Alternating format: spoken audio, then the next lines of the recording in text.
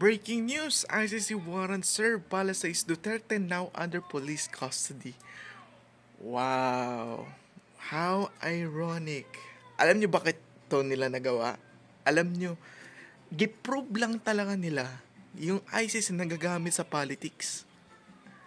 Alam nyo bakit to ginawa nila? Kasi nadidiin na sila sa Bicam anomaly, sa Bicam scam, sa Bicam problem, sa Bicam alam nyo na yan.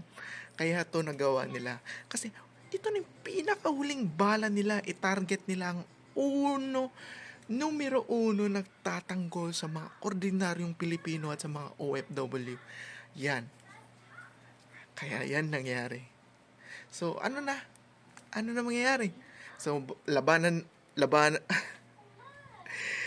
this will be epic. This will be written to our history.